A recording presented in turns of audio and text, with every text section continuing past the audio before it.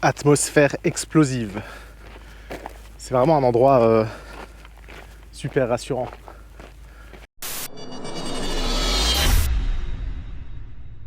Salut, c'est Mac, j'espère que tu vas bien. Alors j'ai sorti la GoPro et en fait je t'ai emmené avec moi au port de Strasbourg, le port autonome de Strasbourg.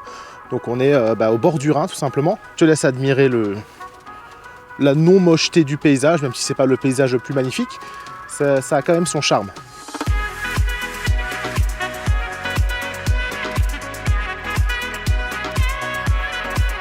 L'image elle va pas être géniale clairement parce que le soleil tape fort et les GoPro n'ayant pas des plages dynamiques oufissimes, ça risque de pas être top, mais bon c'est pas grave.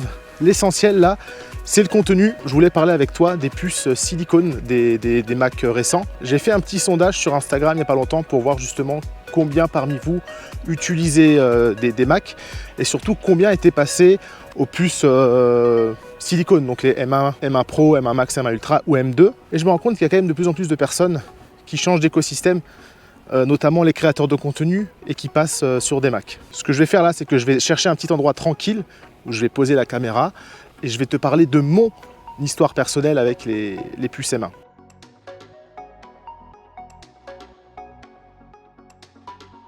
Alors, je ne sais pas si on voit d'ici, mais sur le panneau là-bas, il y a écrit risque d'explosion. C'est pas ultra rassurant en fait. Bon, j'ai toujours la caméra en main, j'ai rien trouvé pour la poser, mais c'est pas grave, on est tranquille ici pour parler. Alors, je vais te raconter mon histoire. Alors, je vais pas te raconter mon histoire de ma vie, hein. Je vais te raconter mon évolution, on va dire, dans mon setup de travail en tant que vidéaste. Donc, ça fait un certain nombre d'années que je fais de la vidéo, que je travaille dans ce domaine, que je me professionnalise. Et pendant très longtemps, j'ai travaillé sur des PC.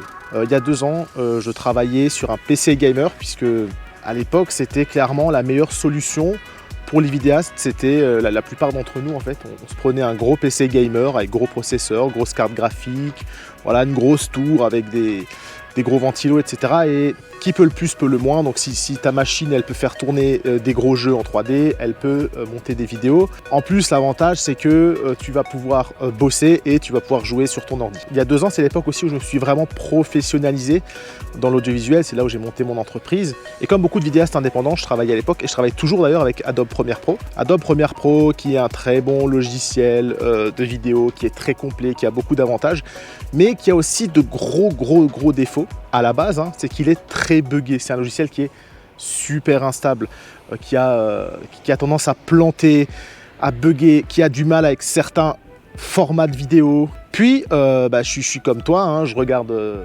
des influenceurs, des youtubeurs, etc.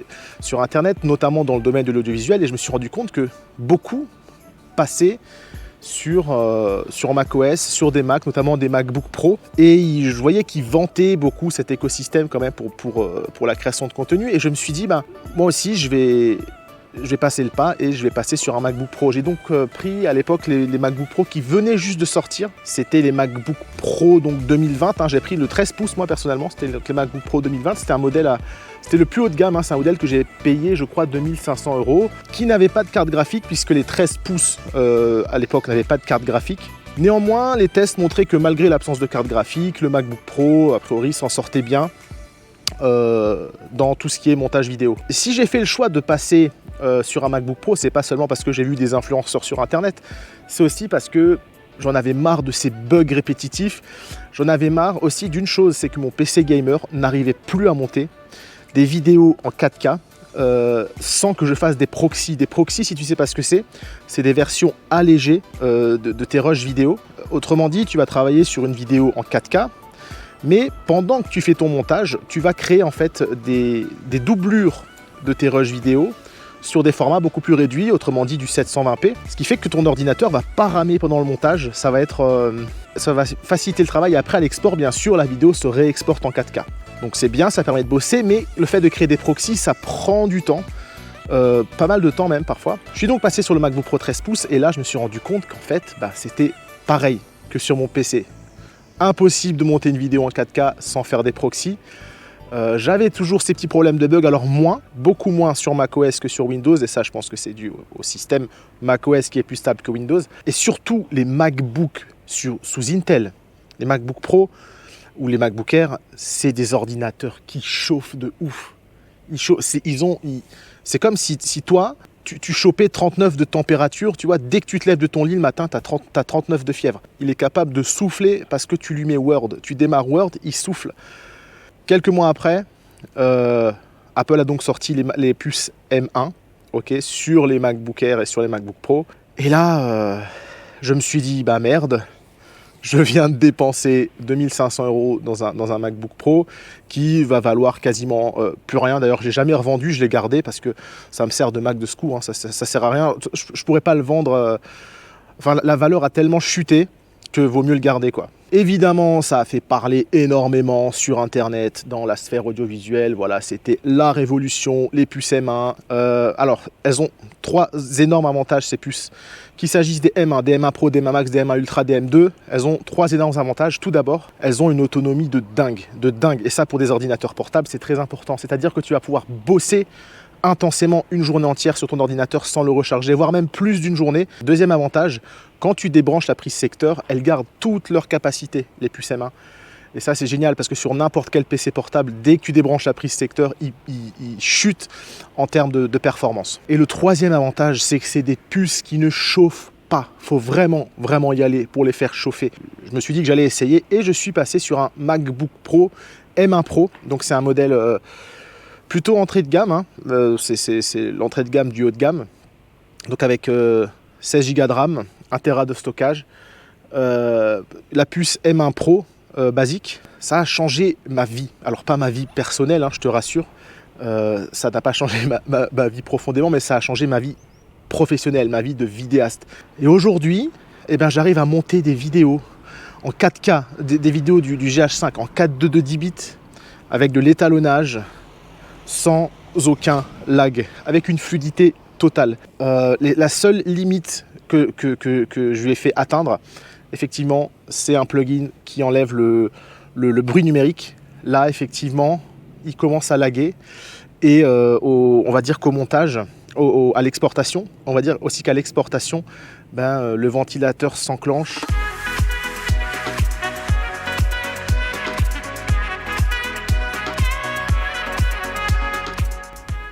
T'aimerais bien savoir ce qu'il y a là-dedans, hein?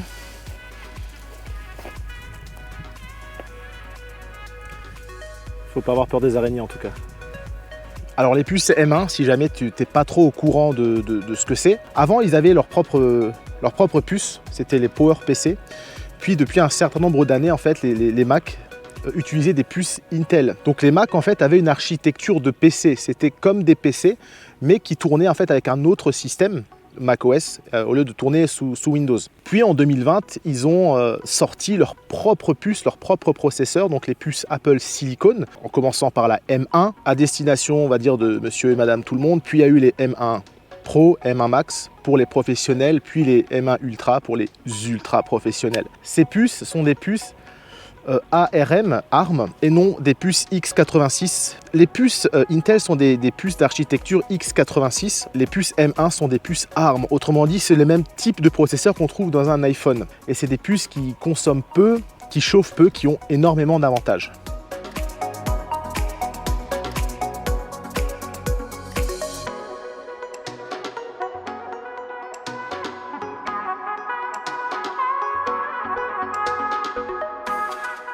Alors, il faudrait qu'on m'explique ce que fait une boîte aux lettres à cet endroit-là. Si quelqu'un a une idée, dites-le dans les commentaires.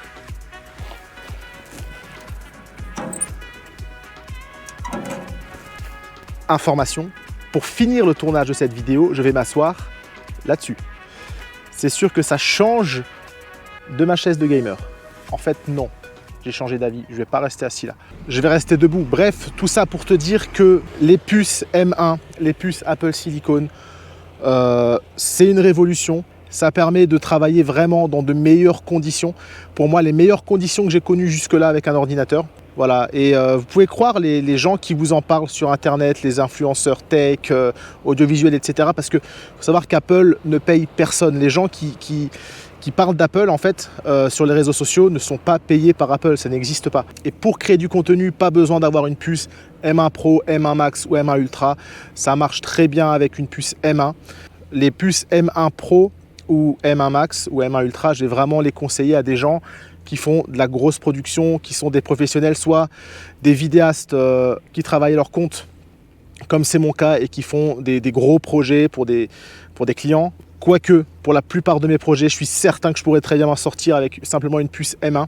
Mais pour les créateurs de contenu, même pour les semi-professionnels ou les professionnels qui n'ont pas besoin d'une vitesse d'exportation ultra rapide, etc., la puce M1 suffit largement. Y compris les MacBook Air, que ce soit le modèle d'avant, que je conseille plutôt d'acheter parce qu'il est beaucoup moins cher par rapport au nouveau modèle, pour finalement simplement une petite différence de design et une puissance qui est quasiment la même. Mais la seule différence entre le MacBook Air et le MacBook Pro, en fait, enfin l'une des rares différences, il y a d'autres petites différences, c'est qu'il n'y a pas de système de ventilation sur le MacBook Air et que donc il ne va pas pouvoir chauffer autant que le MacBook Pro. Mais retiens ce que je t'ai dit avant, c'est très très rare que les ventilateurs se déclenchent sur le MacBook Pro. Ça veut dire que tu auras finalement pas souvent des ralentissements quand tu travailleras sur un MacBook Air. N'hésite pas à me dire ce que tu penses de cette vidéo dans les commentaires. N'hésite pas à me dire ce que tu penses, de me donner ton avis sur les puces M1, M1 Pro, M1 Max, enfin les puces Apple Silicon. Si tu as des questions, n'hésite pas à venir me poser tes questions en commentaire. Je me ferai un plaisir de te répondre. Sur ce, c'était Mac. Je te dis à très vite. Ciao!